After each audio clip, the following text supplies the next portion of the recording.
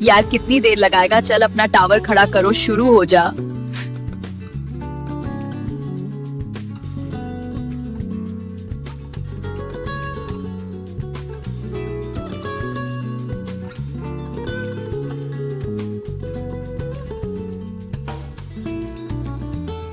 अभी बुढ़े, तेरे गन्ने में तो बहुत जूस निकलता है। तेरी मशीन है तो पुरानी, लेकिन ताकत बहुत है। अगर बहू तुम मुझे ऐसे ही खुश करती रहोगी तो मैं तुम्हें पूरी प्रॉपर्टी दे दूंगा।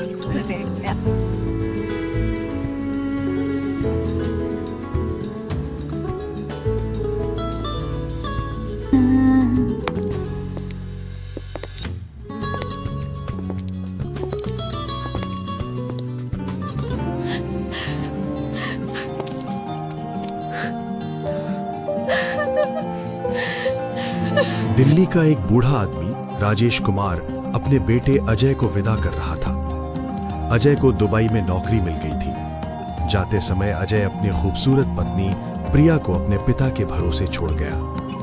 राजेश कुमार का चेहरा खुशी से चमक रहा था। अजय ने पत्नी का हाथ पकड़कर कहा, बाबा, प्रिया का ध्यान रखना, वो बहुत भावुक है। राजेश कुमार ने मुस्कुराते हुए जवाब दिया, बेटा चिंता मत करो, मैं प्रिया को अपनी बेटी की तरह प्यार दूंगा।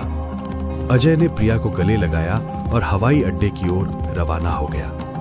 एक दिन प्रिया अपने ससुर को चाय दे रही थी। राजेश कुमार ने कहा, बहू यहां आकर मेरे पास बैठो, मुझे तुमसे कुछ कहना है। फिर कुछ देर चुप रहने के बाद बोले, पता नहीं क्यों लेकिन इन दिनों में बहुत अकेलापन महसूस करता हूं। मैं चाहता हूं कि कोई मेरे साथ रहे, मेरी उदासी दूर करे।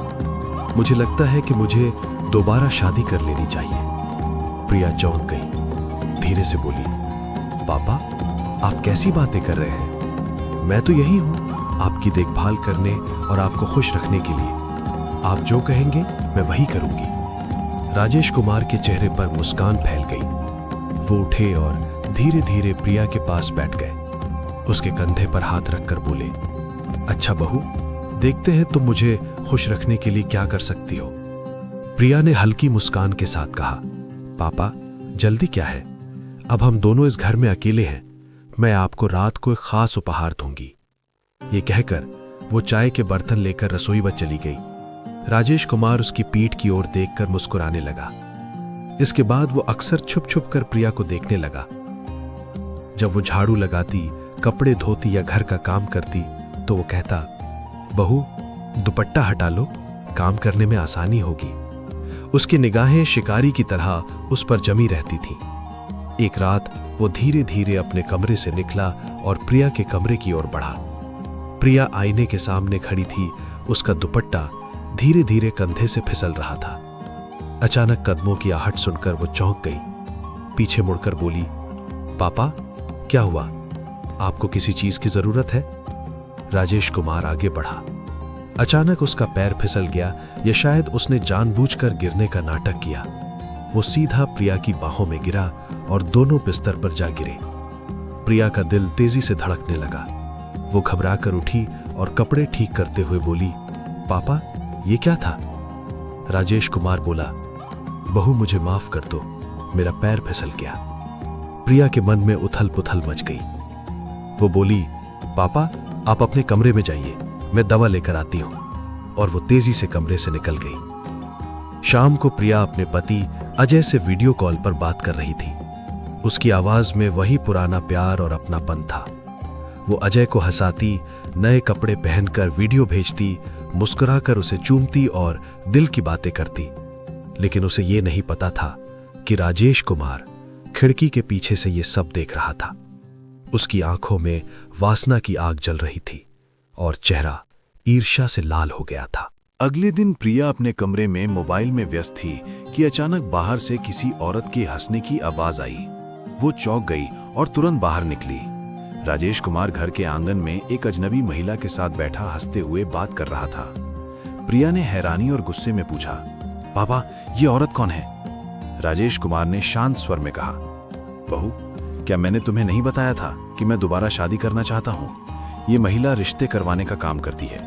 मैंने इन्हें कहा है कि मेरे लिए एक अच्छी और सुंदर पत्नी तलाशें। उसकी आवाज में अजीब सा आत्मविश्वास था, मानो वो जानबूझकर प्रिया को जलाना चाहता हो।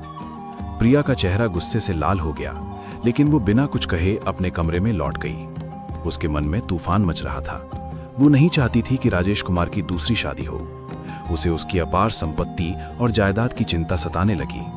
अगर शादी हो गई तो सब कुछ नई पत्नी के नाम हो जाएगा और उसके हाथ कुछ नहीं आएगा। उसी डर ने उसे रात के सन्नाटे में दूध का गिलास लेकर राजेश कुमार के कमरे तक पहुंचा दिया। उसने दरवाजा खटखटाया। राजेश कुमार बिस्तर पर लेटा था। उसके हाथ में एक पुराना पत्र और कुछ तस्वीरें थीं।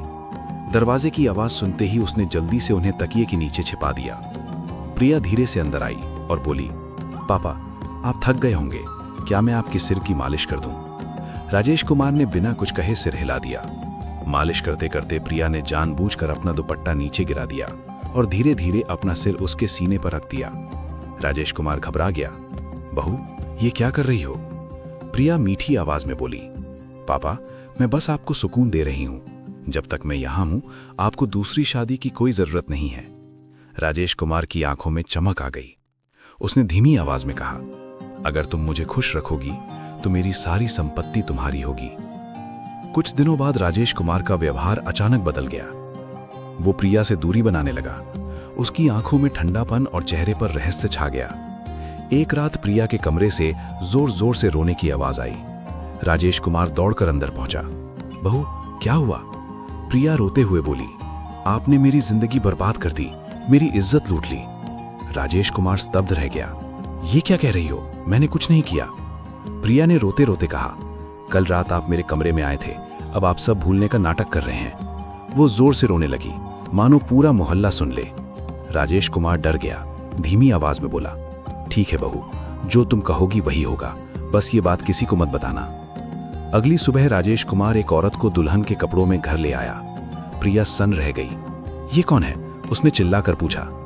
राजेश कुमार बोला, ये मेरी पत्नी है, आज से ये तुम्हारी सास है। बाद में उसने प्रिया से कहा, मैंने शादी इसलिए की है ताकि ये घर का काम करे और तुम आराम से रहो।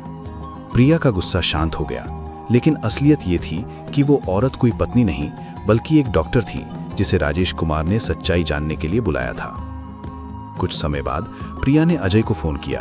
रोते हुए कहा, तुम्हारे पिता ने मेरे साथ गलत किया। उसने एक वीडियो भी भेज दी जिसमें वो जानबूझकर ऐसा दृश्य दिखा रही थी जो झूठा सबूत बन सकता था। अजय टूट गया। वो तुरंत भारत लौट आया। घर में भयानक टकराव हुआ। अजय ने पिता पर आरोप लगाए। तब राजेश कुमार ने उसे पुराना पत्र, तस्वीरें और छुपा कैमरा दिखाया।